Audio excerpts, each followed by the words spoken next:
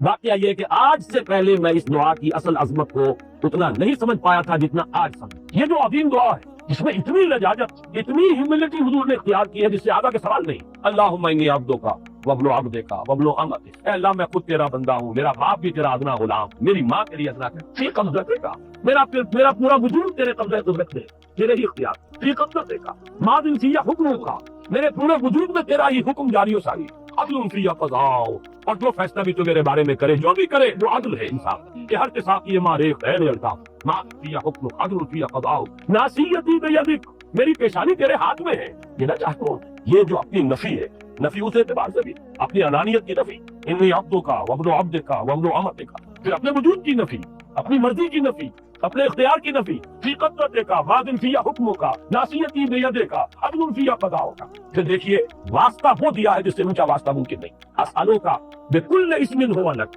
قرآن مجید میں آیا نا فادعوہ بہا وللہ الاسماء الحسنی فادعوہ بہا، اچھے نام اللہ کے ہیں اس کو پکارا کرو ان ناموں کے حوالے سے۔ اب نام کہاں سے جمع کریں سارے؟ ایک میں، اسألک بکل اسم هو لک، جو بھی تیرے نام سمیت بہ نفسک، جن سے تو نے خود اپنے آپ کو موسوم کیا، او علمتہ احدا من خلقک، یا تو نے اپنی مخلوق میں سے کسی کو وہ نام سکھایا، او انزلتہ فی کتابک، یا وہ نام تو نے اپنی کسی کتاب میں نازل کیا، اب استاثرت بہ فی مکنون الغیب عندک، یا اس کو تو نے خود اپنے خزانہ غیب میں محفوظ رکھا ہوا ہے۔ تیرے وہ نام بھی ہیں جو تو نے کسی کو بھی سکھائی، تو نے اپنی کتاب میں کسی میں نازل بھی نہیں، وہ تو تیرے خاص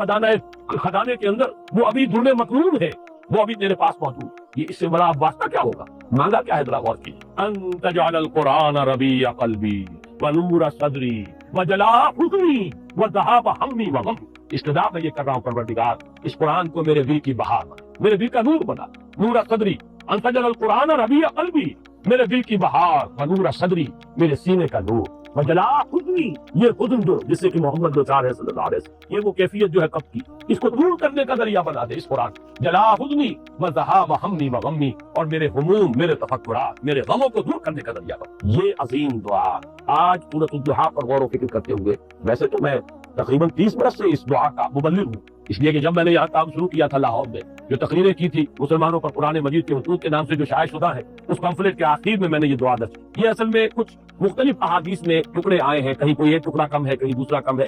بڑی تحقیق کر کے تمام روایتوں کو جمع کر کے پھر اس کو مرتب کیا ہے، اور وہ بڑی خوبصورت میں نے اس کی سیٹنگ کی ہے، اور وہ اس کتاب کے آخر میں اللہم انی عبدک وابن عبدک وابن امتک فی قبضتک ناصیتی بیدک ماضٍ فی حکمک عدل فی قضاؤک، اسألک بکل اسم هو لک سمیت بہ نفسک او علمتہ احدا من خلقک او انزلتہ فی کتابک او استاثرت بہ فی مکنون الغیب عندک ان تجعل القرآن ربیع قلبی ونور صدری وجلاء حزنی وذہاب ہمی وغمی۔ یہ وہ کیفیت ہے، اور وہ قرآن جو اس کیفیت میں سب سے زیادہ پر تاثیر ہے وہ یہ قرآن ہے، ان دو صورتوں پر مشتمل قرآن، سورۃ الضحیٰ، سورۃ الانشراح، والضحیٰ واللیل اذا سجی ما ودعک ربک وما قلی وللآخرۃ خیر لک من الاولی ولسوف یعطیک ربک فترضی الم یجدک یتیما فآوی ووجدک ضالا فہدی ووجدک عائلا فاغنی۔ میں ہر پکارنے والے کی پکار، ہر دعا کرنے والے کی دعا کو سنتا ہوں، قبول کرتا ہوں، جواب دیتا ہوں، جگہ کہیں بھی مجھے پکارے۔ اذا دعان، اس میں در حقیقت وہ مفہوم آ گیا ہے ویئر اینڈ دین،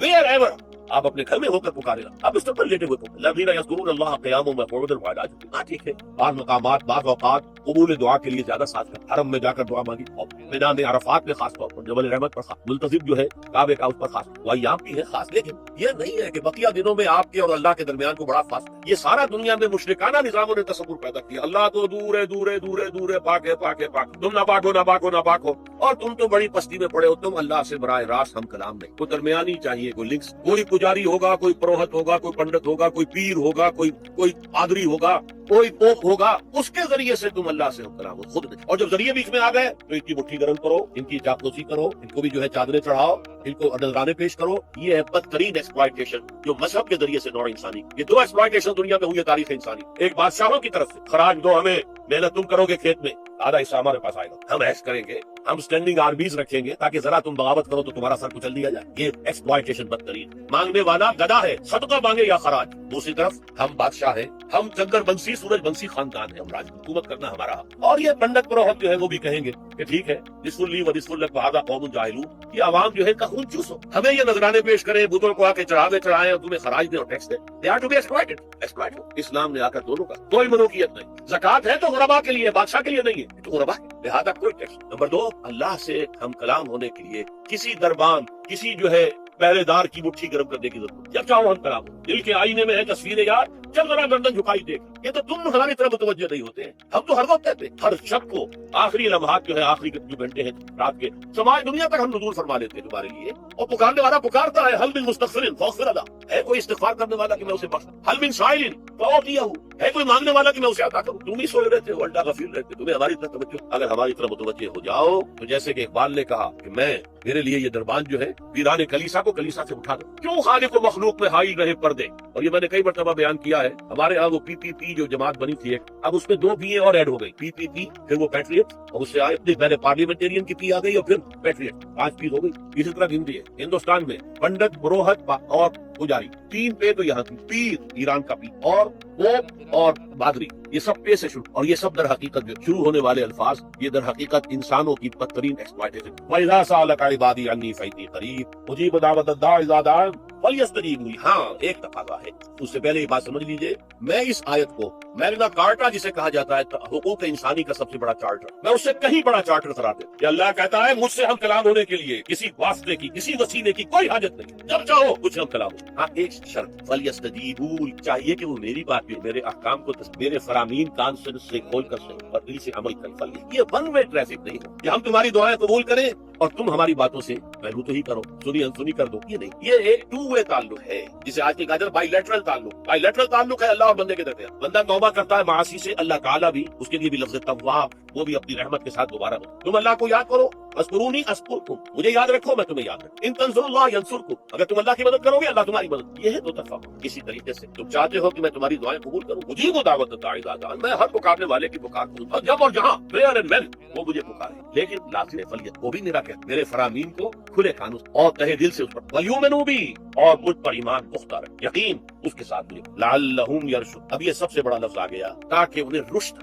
فوز، فلاح، رشد، یہ کئی الفاظ، فوز، فائز، فلاح، مفلحون، رشد، راشدون، اور یہ لفظ استعمال ہوا صحابہ کرام کے لیے سورہ حجرات میں، اولئک هم الراشدون، تو گویا کہ یہ بلند ترین بات۔ اگر اس کا یہ، تو میں نے آپ سے بتایا کہ قدر جو ہے ایک تو اسی سے لفظ قدرت بنا ہے، اور نمبر 2 اسی سے کسی شے کی قدر و قیمت، اور پھر اسی کے معنی ہے اندازہ مقرر کرنا، کسی شے کا اندازہ، یہ قدر ہے۔ اللہ نے ہر چیز کا ایک اندازہ مقرر کر دیا ہے، اور قدر مقادیر مشکات شریف میں ایک پورا باب ہے، ایمان بالقدر،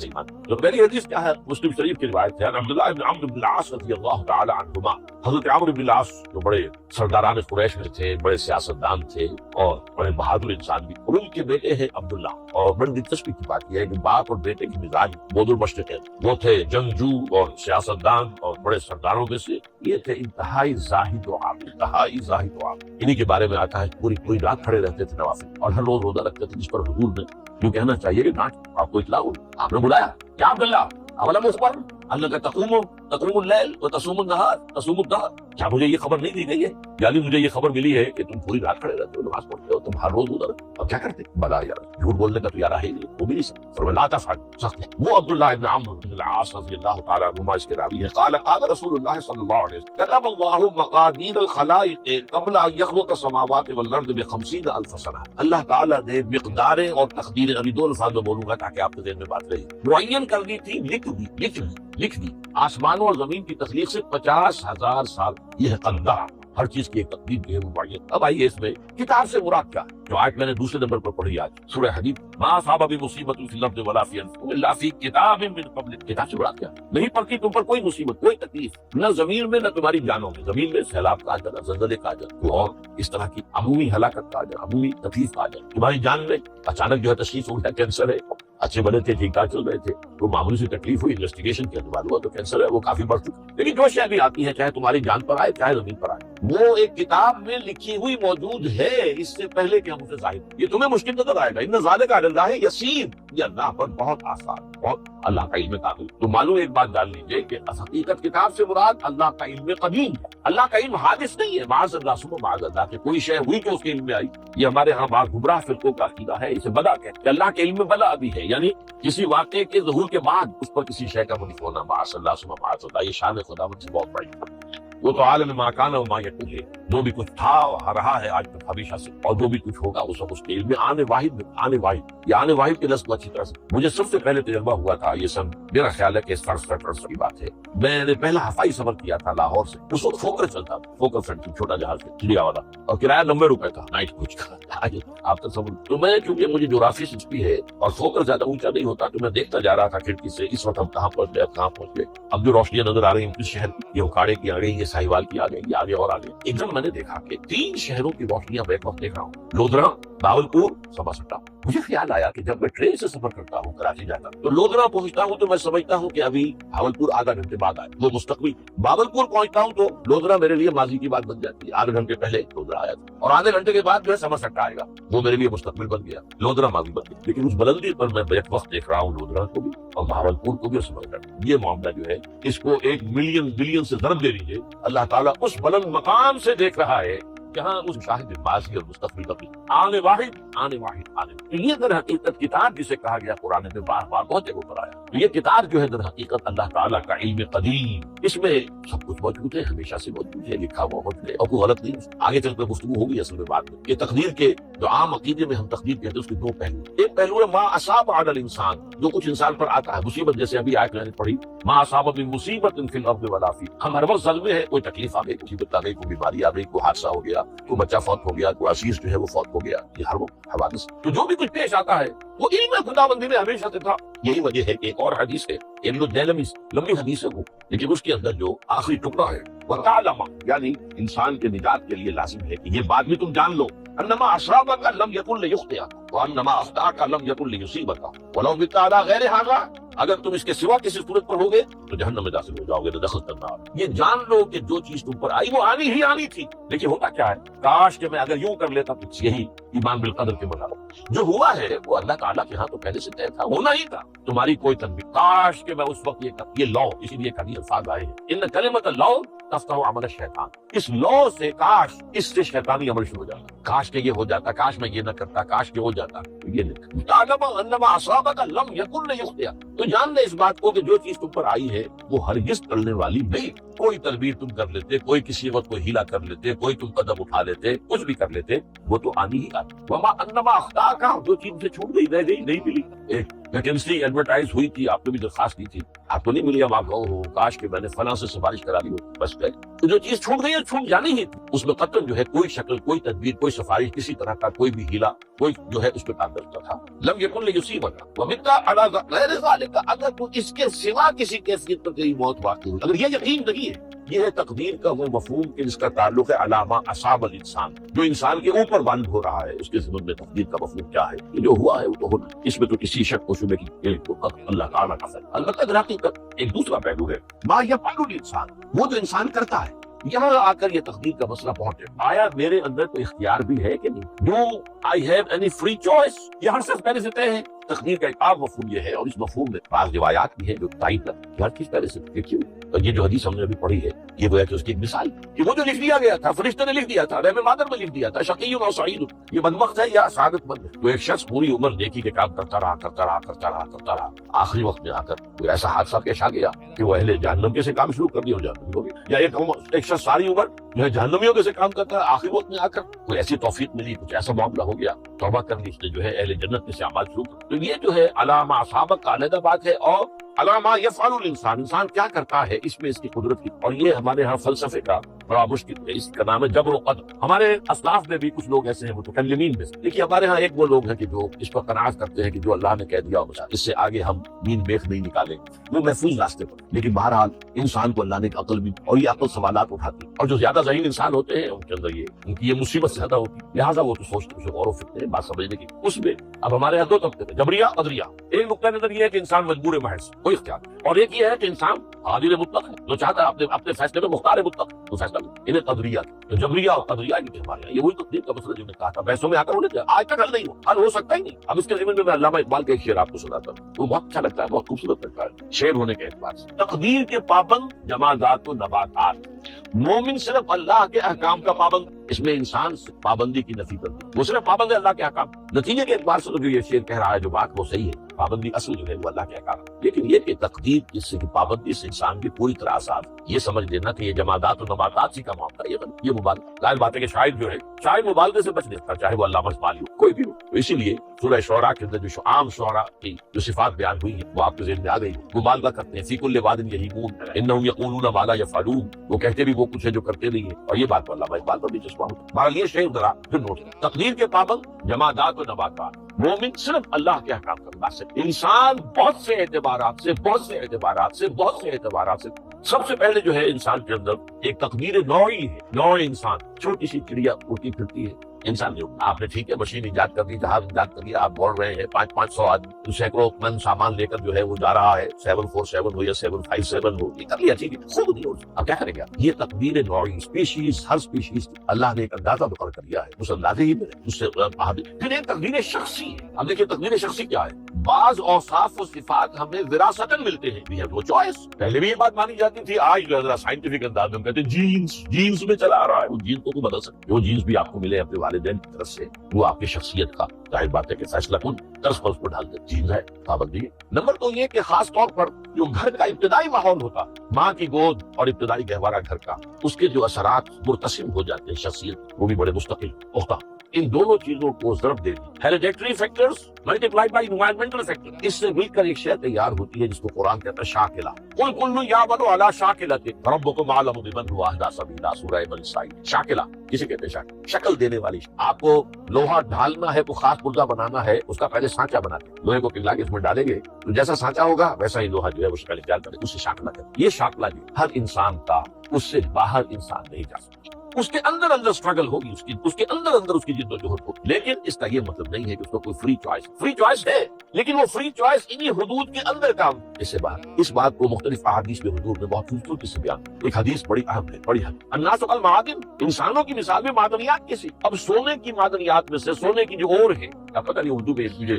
معلوم نہیں اور کا ترجمہ کیا کریں آپ کو، لیکن جانتے ہیں اور وہ کچی دھات جس سے کو صاف کر دیتے ہیں تو پھر وہ دھات جو ہے خالص شکل میں سامنے آ جاتی ہے۔ سونے کی اور سے سونا بنے گا، چاندی کی اور سے چاندی بنے گی، سونا تو نہیں بن سکتا جتنا چاہے صاف کر وہ اور تم۔ الناس کالمعادن خیارکم فی الجاہلیت خیارکم فی الاسلام، جو تم میں جاہلیت کے دور میں، پری اسلامک دور میں جو بہترین تھے وہی اسلام میں آ کر بہترین، وہ اور سونے کی تھی وہ صاف ہو گئی ہے، اور سونا جو ہے وہ نکھر کر خالص سونا بن کر آ اسلام میں صاف، وہ چاندی کی اور تھی، اسلام نے تو صاف کر دیا ہے، وہ نکھر کر چمکتا ہوا جو ہے وہ چاندی بن گئی۔ لیکن یہ کہ اضافہ البتہ پھر اضافہ کیا تم نے، جبکہ ان کے اندر دین کا فہم داخل، تو یہ کہ جو بہترین پہلے تھے وہی بہترین، اسلام لانے سے پہلے بھی بہترین ابو بکر تھے، اسلام لانے کے بعد بھی بہترین ابو بکر، حضور پر وحی سے پہلے بھی بہترین خاتون خدیجہ الکبریٰ تھی، ایمان لانے کے بعد بھی بہترین خاتون تھا۔ اور دوسری حدیث سنیے، عن ابی الدرداء رضی اللہ تعالیٰ قال بینما نحن عند رسول اللہ صلی اللہ علیہ وسلم، اسی حال میں کہ ہم ایک روز ہم حضور کے پاس تھے، نتناقض ما یکون، اور ہم تو سوچ رہے تھے کیا کیا کچھ پیش آنے والا ہے دنیا میں، اس قال رسول اللہ صلی اللہ علیہ وسلم، جبکہ حضور نے ہم سے ایک بات کی، بڑی غور سے،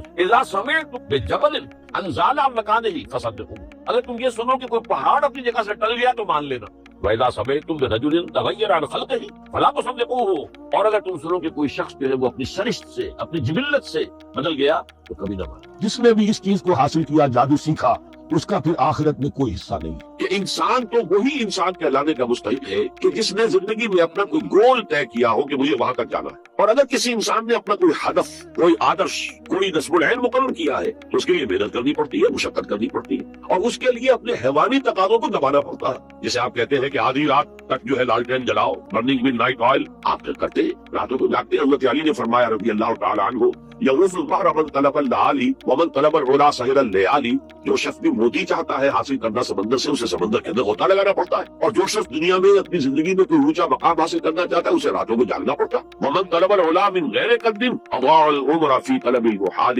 اور جس نے یہ چاہا کہ بلندی بھی حاصل ہو جائے، رفعت بھی حاصل ہو جائے، اونچا مقام بھی حاصل ہو، محنت بھی نہ کروں، تو اس کی زندگی جو ہے وشفل تھنکنگ کے اندر ہی گزر جاتی ہے، ضائع ہو جاتی ہے۔ سورۃ الضحیٰ کا جو اس کا جو شان نزول ہے وہ یہ ہے کہ کچھ دنوں کے لیے تو بالکل شروع میں رک گئی تھی فترت وحی، اس کے علاوہ پھر ایک موقع آیا ہے کہ کچھ عرصے کے لیے بہت دن گزر گئے، پھر جبرائیل نہیں آئے، اور آپ کے اوپر ایک شدید قسم کی جو ہے وہ پریشانی تاری ہو گئی۔ کچھ لوگوں نے بھی تانا دینا شروع کر دیا، کچھ عرصے سے محمد تم نے کوئی نئی وحی نہیں سنائی، کیا ہوا تمہارا شیطان کیا چلا گیا؟ وہ سب کوئی ایسا بھی بتایا گیا کہ ایک دفعہ کہیں مطمئن تو کئی راتوں تک آپ رات کو اٹھے نہیں، تو کہا وہ تمہارا شیطان تمہیں چھوڑ گیا ہے؟ وہ ساتھ کے رہنے والی عورت جو تھی کہ رات میں نے سنی نہیں تمہاری جو پڑھنے کی جو تم پڑھا کرتے تھے، شاید شیطان تمہیں چھوڑ گیا ہے۔ خود آپ کو جس قدر ایک اشتیاق رہتا تھا کہ وہی آئے اور آپ کی وہ روح کو جو ہے مزید اور غذا اور تازگی جو ہے وہ مسلسل ملتی رہے، اس کی وجہ سے یہاں تک آتا ہے حضور فرماتے ہیں کہ اس درجے میں رنج اور غم میں تھا کہ میں سوچتا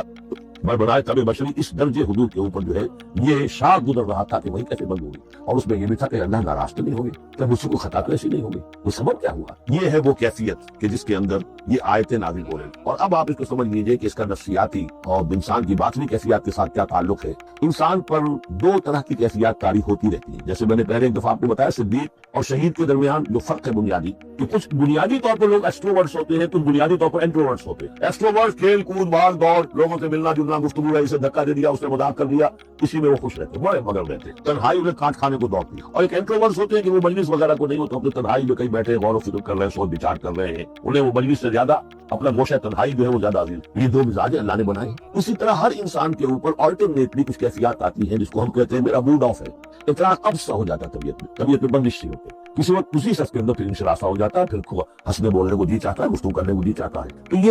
یہ کیفیت جب انسان کی روحانی زندگی سے متعلق ہو جائے تو اس کو پھر صوفیہ نے نام دیا قبض اور بسط۔ کبھی طبیعت میں انشراح ہے، انبساط ہے، طبیعت جو ہے وہ آمادہ ہے، ہر چیز میں روشنی کا پہلو آدمی دیکھ رہا ہے، ہر چیز کے اندر آپ کو معلوم ہے ایک تاریک رخ بھی ہوتا ہے کسی معاملے کا اور روشن رخ بھی ہوتا ہے، اس وقت انسان روشن رخ کو دیکھتا ہے۔ اور ایک وقت میں آتا ہے کہ طبیعت میں بندش سی لگ گئی ہے، جیسے اندر کوئی پکڑ لیا کسی نے، اب طبیعت جو ہے وہ بھی اپنے اندر وہ انقباض محسوس کر رہی ہے، اور پھر آدمی پیسیمسٹک ہو جاتا ہے، نا امید سا ہوتا ہے، پھر اسے ہر معاملے کا تاریخ پہلو زیادہ نظر آنے لگتا ہے۔ تو یہ قبض اور بسط کی کیفیات ہیں۔ جب کبھی قبض کی کیفیت ہو، قاضی ثناء اللہ پانی پتی رحمۃ اللہ علیہ نے تفسیر بدری میں لکھا ہے کہ قبض کی کیفیت میں اس صورت کا پڑھنا تریاق، جس طرح حضور صلی اللہ علیہ وسلم کے لیے گویا کہ اس وقت جو وحی کا بند ہو جانا تھا وہ گویا کہ ایک طرح کے انقباض اور قبض کی کیفیت پیدا ہوئی تھی، اس میں اب اللہ تعالیٰ فرما رہے ہیں وَالضُّحَىٰ، قسم ہے جن کے دھوپ چڑھنے کے وقت کی، وَاللَّيْلِ إِذَا سَجَىٰ، اور قسم ہے رات کی جبکہ وہ چھا جائے یا ساکن ہو جائے، سجا کے دونوں معنی سکون۔ اب دیکھیے ان دونوں کو کیوں لائے؟ اس لیے کہ صبح ہے، حرکت ہے، برکت ہے، چلنا ہے، دوڑنا ہے، ہر شخص جا رہا ہے، ادھر جا رہا ہے، ادھر جا رہا ہے، رات کو سکون ہو گیا، تاریکی چھا گئی اور شور ہنگامہ ختم ہو گیا۔ لیکن یہ رات اور دن دونوں ضروری ہے یہاں کا نظام چلانے کے لیے۔ اگر رات ہی رات ہوتی تب بھی یہ دنیا نہ چلتی، اور دن ہی دن ہوتا تب دنیا چلتا، تو رات بھی ضروری ہے۔ اسی طریقے سے نفس انسانی کے لیے کبھی کبھی قبض کا وقفہ بھی ضروری ہے۔ آپ اسے یہ نہ سمجھے کہ اللہ تعالیٰ ناراض ہو گیا، یہ بھی ہماری تربیت کا ایک یوں سمجھیے کہ جز ہے۔ مَا وَدَّعَكَ رَبُّكَ وَمَا قَلَىٰ، آپ کے رب نے آپ کو رخصت نہیں کیا ہے، نہ ہی وہ آپ سے ناراض ہوا ہے۔ وَلَلْآخِرَةُ خَيْرٌ لَكَ مِنَ الْأُولَىٰ، اور اس کے بعد جو وقت آئے گا اس قبض کے بعد وہ کہیں سے بھی بہتر ہوگا۔ اور میں حیران ہوتا ہوں کہ کیسے ظالم نے وہ بات کہی ہے جو بالکل ترجمانی ہے اس کی، رکتی ہے میری تباہ تو ہوتی ہے رواں اور، یعنی یہ کہ جب میری طبیعت کے اوپر کبھی کبھی رکاوٹ سی آ جاتی ہے، اب شعر جو ہے اچھے نازل نہیں ہو رہے، لیکن جب وہ رکاوٹ سے میں نکلتا ہوں، اس قبض سے نکلتا ہوں، رکتی ہے میری تباہ تو ہوتی ہے رواں اور، اس لیے کہ اس قبض کے بعد جب مرحلہ آتا ہے انبساط کا اور انشراح کا تو وہ ایک قدم آگے ہوتا ہے آدمی، اس پہلی کیفیت سے ایک درجہ جو ہے اس کا بڑھ چکا ہوتا ہے۔ وَلَلْآخِرَةُ خَيْرٌ لَكَ مِنَ الْأُولَىٰ، یقیناً پچھلی ہر گھڑی، ہر ساتھ اور ہر قبض کے بعد آنے والا انبساط آپ کے لیے پہلے سے اونچا درجہ لے کر آئے گا۔ وَلَسَوْفَ يُعْطِيكَ رَبُّكَ فَتَرْضَىٰ، ان قریب آپ کا رب آپ کو اتنا کچھ دے گا، اتنا کچھ دے گا، آپ کی محنتوں کے وہ نتائج سامنے آئیں گے کہ آپ راضی ہو جائیں۔ اب دیکھیے پچھلی صورت ختم ہوئی تھی وَلَسَوْفَ يَرْضَىٰ، یہاں ہے وَلَسَوْفَ يُعْطِيكَ رَبُّكَ فَتَرْضَىٰ، صرف ضمیر کا فرق ہے، کیونکہ صدیق پر وہی نہیں آتی، براہ راست خطاب نہیں کیا جا سکتا، وہاں وہ صیغہ جو ہے وہ غائب کا ہے، وَلَسَوْفَ يَرْضَىٰ، اور چونکہ نبی وہ ہے جس پر وہی آ رہی ہے، براہ راست مخاطب ہے، تو وَلَسَوْفَ يُعْطِيكَ رَبُّكَ فَتَرْضَىٰ، آپ کا رب اتنا کچھ دے گا کہ آپ راضی ہو جائیں۔ اب یہ کہ اسی قبض کی حالت میں پھر اللہ تعالیٰ اپنے احسان جتا رہا ہے، اور یہ بہترین ہے۔ کبھی طبیعت پر ڈپریشن ہو اس طرح کی اور قبض کی کیفیت ہو تو آدمی یاد کرے کس کس مرحلے پر اللہ نے میری دستگیری فرمائی، کن کن مراحل پر اللہ تعالیٰ نے مجھے مشکلات سے نکالا، اس سے وہ حوصلہ بڑھتا ہے۔ اور اس کو بھی سمجھیے کہ اسی انداز میں علم یجدک یتیما فآویٰ، یہ سیرت النبی کے بڑے اہم حصے ہیں اس میں آ گئے۔ آپ کی پیدائش یتیمی ہو، پوسٹیوس چائلڈ، باپ تو پہلے فوت ہو، 6 سال کی عمر میں والدہ گئی، 8 سال کی عمر میں دادا گئے، اور وہ یعنی جو آپ نے دیکھا ہے ابتدائی زمانہ زندگی کا تو وہ یتیم تھا۔ علم یجدک یتیما فآویٰ، کیا اس نے اے محمد آپ کو نہ پایا کہ آپ یتیم تھے، پھر پناہ دی، آپ کے لیے بندوبست کیا، دادا کے دل میں جو شفقت ڈالی، پھر آپ کے تایا زبیر کے دل میں جو شفقت ڈالی۔ عبد المطلب کے بعد فوراً ابو طالب کا نام آتا ہے، حالانکہ یہ غلط ہے تاریخی اعتبار سے۔ عبد المطلب کے بعد کافی عرصے تک زبیر جو آپ کے تایا تھے وہ سرپرست، تو ان کے انتقال کے بعد ابو طالب کا معاملہ، لیکن ان کو بیچ میں سے غائب کر دیا۔ بہرحال اللہ تعالیٰ جو بھی کسی کو دل میں ڈالتا ہے، آخر ابو طالب کے دل میں محبت ڈالی تو کس نے ڈالی؟ وہ ہم پڑھ چکے ہیں سورۃ طٰہٰ میں، وَأَلْقَيْتُ عَلَيْكَ مَحَبَّةً مِّنِّي، حضرت موسیٰ علیہ السلام کی موہنی صورت کے اوپر اللہ تعالیٰ فرماتے ہیں ہم نے اپنی محبت کا پرتاؤ ڈال دیا کہ تمہیں دیکھنے کے بعد جو قتل کرنے کے ارادے سے باز رہ گئے، ان کے ہاتھ سر ہو گئے، ایسی موہنی صورت اسے قتل کرنے۔ وَأَلْقَيْتُ عَلَيْكَ مَحَبَّةً مِّنِّي وَلِتُصْنَعَ عَلَىٰ عَيْنِي، یہ ہوا ہے۔ تو فرمایا أَلَمْ يَجِدْكَ يَتِيمًا فَآوَىٰ وَوَجَدَكَ ضَالًّا فَهَدَىٰ، اور پھر جب آپ شعور کی پختگی کو پہنچے اور غور و فکر کا مرحلہ آیا، حقائق میں انسان کو سوچ بچار کا مرحلہ آیا، اور آپ کو دیکھا کہ آپ تلاش حقیقت میں سرگرداں تو ہدایت دی، وہاں بھی آ جائے گا، بہت قریب پہنچ گئے ہم۔ اقرا بسم ربک الذی خلق، وہ مرحلہ جب آئے گا، ووجدک عائلا فاغنا، اور پایا آپ کو تنگ دست تو غنی کا۔ کس طرح سے راستہ پیدا کیا ہے خدیجہ کبریٰ رضی اللہ تعالیٰ عنہا نے، جو بھی ان کے آپ کے محاسن دیکھے کتنی گنجیدہ ہوئی ہیں، بڑے بڑے سردار قریش کے جو ہے ان سے نکاح کے خواہش مند تھے، انہوں نے خود جو ہے اپنی لولی کے ذریعے سے پیغام دیا ہے حضور کو، تو یہ ساری چیزیں جو ہے کہ ساری دولت جو ہے وہ پوری کی پوری انہوں نے لا کر حضور کے قدموں میں ڈال دی۔ ووجدک عائلا فاغنا فاما الیتیم فلا تقہر، اے نبی تقاضے ان تینوں چیزوں کے کیا ہیں؟ ہم نے آپ کو یتیم پایا، پناہ دی، اب آپ بھی یتیم کے سر پر سرپرستی کیجیے، کسی یتیم کو اس کے اوپر کوئی جبر نہ ہو، سختی نہ ہو۔ وَأَمَّا السَّائِلَ فَلَا تَنْهَرْ، اور آپ جبکہ تلاش حقیقت میں سرگرداں تھے تو ہم نے آپ کو ہدایت دی، اسی طریقے سے اب آپ کو بھی کوئی شخص سائل بن کر آپ کے پاس آئے سوال کرے، اسے جھڑکنا نہیں ہے۔ اسے جو بھی سائل دونوں طرح کے ہوتے، سوال کرنے والا کوئی علمی سوال اور سوال کرنے والا کوئی مالی دولت، مالی مدد کے لیے۔ وَأَمَّا بِنِعْمَةِ رَبِّكَ فَحَدِّثْ، اور جو ہدایت تمہیں دی ہے ہم نے، اب اسے عام کرو، یہ نعمت ہے، آپ کے رب کا انعام ہے، یہ ہدایت جو آپ کو عطا ہوئی ہے اس کو بیان کرو۔ اس کے بیان کرنے میں یہ بھی ہے کہ اللہ کے انعامات کا چرچا انسان کرے، اس کا شکر ادا کرنے کے لیے، اور یہ بھی ہے کہ اس کو پھیلائے اور عام کرے، دوسروں تک پہنچائے، ورنہ وہ بخل ہو جائے گا کہ وہ دولت جو ہے ہدایت کی اس کو آدمی صرف اپنی ذات پر محدود رکھے اور اس کا جو خیر ہے وہ دوسروں تک نہ پہنچائے۔ میرا بندہ جب مجھے اپنے دل میں یاد کرتا میں بھی اسے اپنے دل میں یاد کرتا ہوں۔ جب میرا بندہ کسی محفل میں میرا ذکر کرتا ہے، میں اس سے کہیں بہتر محفل میں اس کا ذکر کرتا ہوں۔ اللہ کی محفل تو ملائکہ اعلیٰ کی ہے، ملائکہ مقربین کی ہے۔ بہرحال اللہ کو تم اپنے دل میں مستحضر رکھو، اللہ تعالیٰ تمہیں بھی یاد رکھے۔ دوبارہ فرمایا احفظ اللہ تجدہ امامہ تجاہک، اللہ کو یاد رکھو تو اپنے سامنے موجود پاؤ گے جب چاہو دعا کرو۔ تو احفظ اللہ تجدہ امامک یا تجاہک، اپنے سامنے موجود پاؤ۔ اذا سألت فاسأل اللہ، اب آگے ابو بکر سے مضبوط، دیکھو جب مانگو اللہ سے مانگو، غیر اللہ کے سامنے ہاتھ دراز کرو ہی مت۔ ایک حدیث میں آتا ہے، یعنی حرام نہیں ہے، دنیاوی قواعد اصول قوانین کے تحت کسی سے مدد چاہنا، کوئی سوال کرنا حرام نہیں ہے، آپ کو سوال کریں، مدد لیں، اسی پر دنیا قائم ہے، ایک دوسرے کے ساتھ تعاون کے ساتھ۔ لیکن اونچا مقام کیا ہے؟ کسی سے سوال مت کرو، سوال نہ یاد رکھے، جوتے مانگنے کا تسمہ تمہیں درکار ہے تو بھی کسی سے مت مانگو، اللہ سے مانگو۔ کیا پتا اللہ کس کے دل میں ڈال دے اور وہ آ کے تمہیں تسمہ پیش کر دے۔ ہوتا ہے ایسا، وہ صافہ ہوتا ہے جو اللہ کے ساتھ لو لگا کر رکھنے والے ہیں، کہ ایسے واقعات ہوتے ہیں کہ دل میں ایک بات آئی اور اس کے بعد وہی بات جو ہے وہ کوئی شخص آ گیا، اس نے وہ بات پوری کر دی۔ کیونکہ لوگوں کے دل جو ہے اللہ کے دونوں کے بابین جو چاہتا پھر چاہتا اللہ کسی فرشتے کو انسانی شکل میں بھیج دے، فرشتہ آتا ہے انسانی شکل میں، آپ کی تکلیف کو رفع کر دے، آپ کی ضرورت کو پورا کر دے، دوسری سے بات کسی اور سے بات۔ یہ ہے توحید کا لباب۔ یہ سمجھیے اسلام کی جڑ کیا ہے؟ ایمان۔ اسلام کا جو خارجی نظام عمل ہے، انفرادی اعمال ہو، اجتماعی ہو، ان سب کی روح رواں کیا ہے؟ ایمان۔ ٹھیک، ایک بات ہوگی، ایمان کا خلاصہ روح رباب کیا؟ ایمان باللہ، جیسے ایمان بالآخرہ بھی ہے، ایمان بالملائکہ ہے، ایمان بالانبیاء ہے، ایمان بالرسول ہے، ایمان بالکتب ہے، ایمان بالقدر ہے، لیکن اصل ایمان، اسی لیے ایمان مجمل میں آپ کو معلوم ہے کسی اور چیز کا ذکر نہیں۔ آمنت باللہ کما هو باسمائہ وصفاتہ وقبیح جمیع احکامہ اقرار باللسان وتصدیق بالقلب۔ ایمان مجمل اجمالی طور پر ایمان اس کا نام ہے، ہاں مفصل تفصیلی طور پر آمنت باللہ وملائکتہ وکتبہ ورسلہ والیوم الآخر وقدر خیرہ وشرہ باللہ تعالی۔ تو اسلام کی جڑ ایمان، اور اسلام کا سارا جو نظام عمل ہے، چاہے انفرادی اعمال ہو چاہے اجتماعی، ان سب کی روح نواں ایمان، اور ایمان کا خلاصہ ایمان باللہ۔ اور ایمان باللہ کا اصل حاصل وہ ہے جیسے اس کے دو تقاضے، عبادت صرف اسی کی، استعانت صرف اسی۔ اس لیے پہلے سورہ فاتحہ میں تذکرہ شروع کی، یہ عبادت کا جوہر ہے، عبادت کا جو ہے یہ ایمان کا حاصل، عبادت صرف اس کی اور استعانت صرف اس۔ استعانت ہی میں سوال بھی آ گیا، ابھی مدد ہے، آپ کسی سے کچھ مدد مالی چاہ رہے ہیں یا کوئی اور مدد چاہتے ہیں،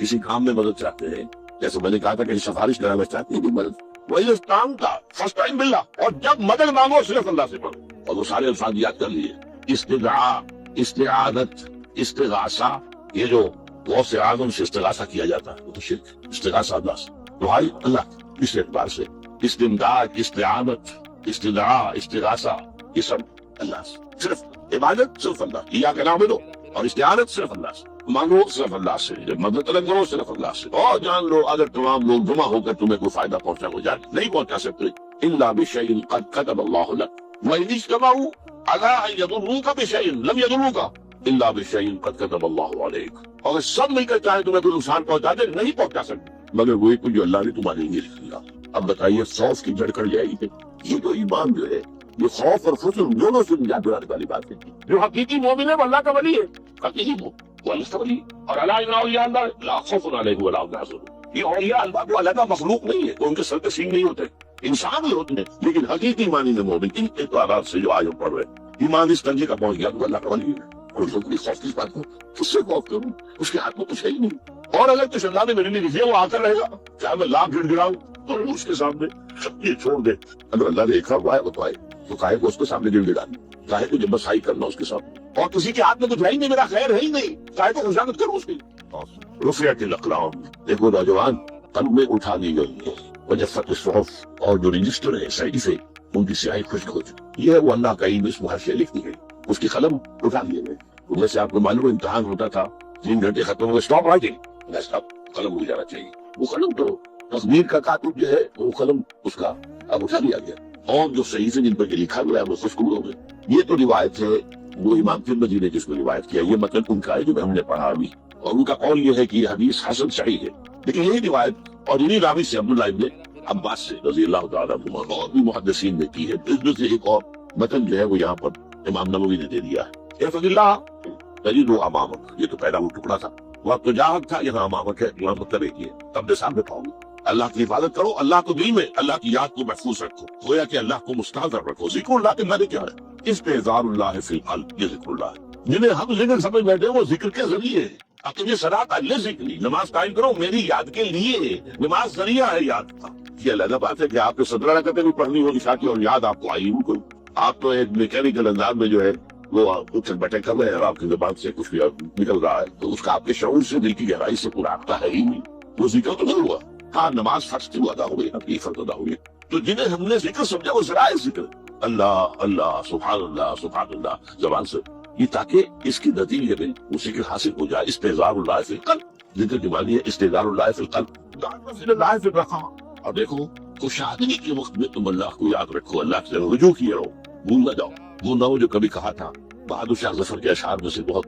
दूर का शेर है, ज़फ़र आदमी उसको न जानिए चाहे कितना ही रूफ़ा मुज़क्का, जिसे ऐश में याद खुदा न रही, जिसे तैश में खौफ खुदा। वो है कुशादगी की हालत में जब तुम्हारे लिए कुशादगी है, अल्लाह की तरफ रुजू किए रखो। यारिफ का फिर शिद्दा, तो अल्लाह अपनी तवज्जो के ऊपर रखेगा शिद्दत के वक्त में। तुम्हें कोई तकलीफ है, उस तकलीफ को तुम आसान कर देगा। तकलीफ तो आनी है, लिखी हुई है, वो तो आएगी, लेकिन ये कि अल्लाह ताला उसकी शिद्दत को, एक ही चीज है जिसको एक इंसान बहुत शिद्दत के साथ महसूस कर रहा है, दूसरा आदमी उतना नहीं महसूस कर रहा है, एहसास का मामला होगा। वो तो असल में अगर इंसान की नर्व्स कटी हुई है तो एहसास हो गई सीधी सीधी। तो इस एतबार से अल्लाह ताला तुम्हारे लिए उस शिद्दत की कमी करते हैं। और जान लो जो चीज तुमसे छूट गई है, रह गई है, वो हरगिज तुम्हें मिलने वाली नहीं थी। अब आपने किसी मुलाजमत के लिए दरखास्त दी है, दरखास्तें मांगी गई है, अपनी सी मेहनत कर ली, नहीं मिली मुलाजमत, आप बैठे हुए अफसोस में, रंज में, गम में, फला ने ये कर दिया, फला ने ये कर दिया, वो फला जो है बड़ी तगड़ी सिफारिश ले आया था, फला ने रिश्वत दे दी। छोड़ो इसको, तो तुम्हारे लिए नहीं थी। काहे को अपने जहन के अंदर ये खिचड़ी पका रहे हो बैठे हुए? आप शायद सूरजन में भी मुब्तला हो रहे हो, किसी ने न रिश्वत दी और आप समझते हो कि रिश्वत दी है उसको। ये सारी चीजें जो सारी सही है, इनकी झटपट जाएगी। अन्नमा अख्ताका लम यकुन लियुसीबक वमा असाबका, जो चीज तुम पर आ गई लम यकुन लियुफ्तिया, हो ही नहीं सकता था कि वो तुम पर ना, ये कर लेता तो हो जाता, शायद ये कर लेता, मैंने टीका पहले लगवा दी।